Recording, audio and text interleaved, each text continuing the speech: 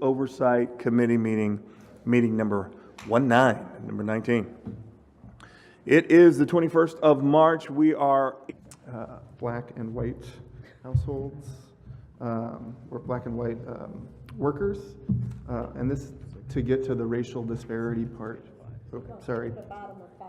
Page 5, bottom of page 5, yeah, not page 6. Bottom of page 5. While firm growth and employment growth have been very strong for the Interstate Corridor URA, the benefits of this job growth have not been equitably distributed to folks throughout the community in that period of time.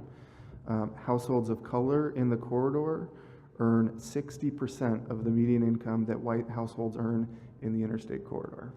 So for the median household income of a white household, households of color earn 60% of that. So there has been some job growth and some folks have benefited, but generally in terms of income and wealth generation, those benefits have not been equally distributed and have not benefited everybody equally. Incomes for white households between 2000 and 2016 rose 5 times faster than for households of color in that same period of time in the Interstate Corridor. So some of that has to do with opportunities for white households and the sort of education background, the existing white population in 2000. A lot of it also has to do with the folks that have moved in that period of time as well. So there's this growth in higher income white households that have that 4,400 new white households that moved into the corridor. A lot of those households are seemingly significantly wealthier and have much higher incomes than the households of color that live in the corridor as well. Your perspective, how does this, if it does, help the city, and how does it inform your own work? Well, I think, again, the starkness of the data and the declines, especially in the African American community, it really,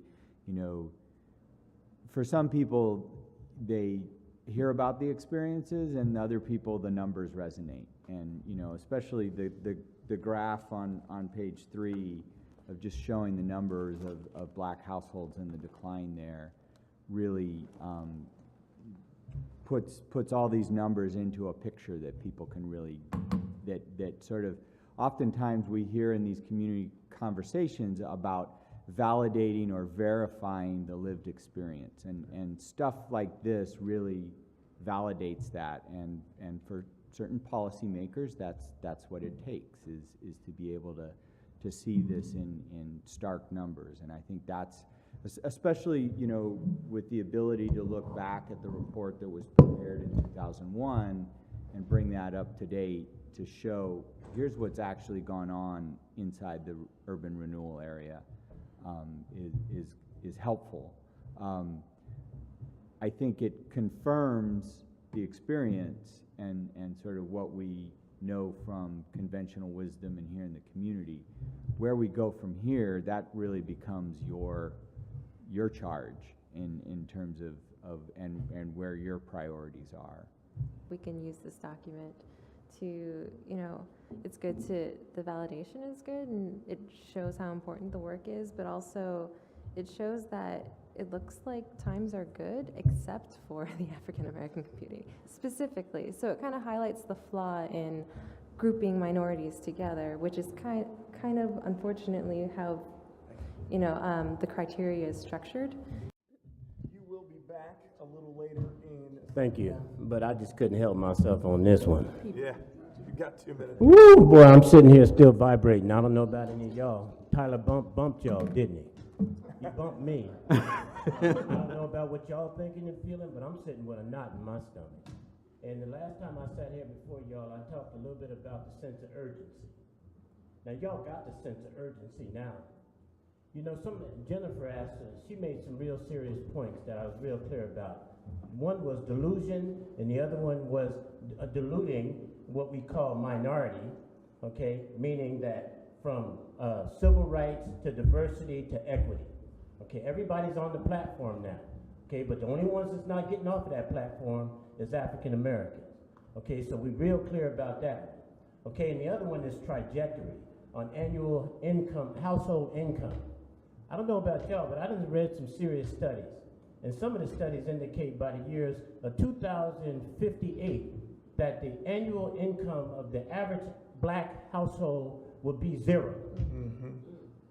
Now, I don't know about y'all, but I come here to do some work, okay? And I come here to be serious about it. It took a special set of circumstances to get us here, and it's gonna take a special set of circumstances to get us beyond here.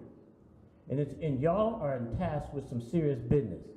But one of the things I really respect about y'all, because it was said to me a long time ago about the folks over here in the Northeast, is that most of the folks over here in the Northeast that go down to the politics downtown and will display an emotional appeal.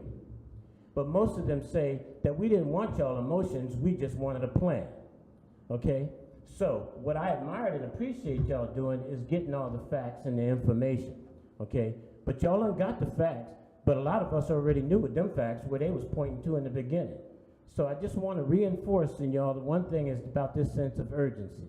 I'm serious about this, y'all, because you know what? I don't know about y'all. I've been around here long enough to see my sense of demise coming. And if y'all don't see that coming, I'm sorry. I'm here to remind y'all that it's on its way. If we don't divert the traffic, understand, we won't exist. Thanks. Okay, so anyway, I appreciate that, but I'm sorry. I just couldn't sit there with that no more in my stomach. I have to leave it with y'all.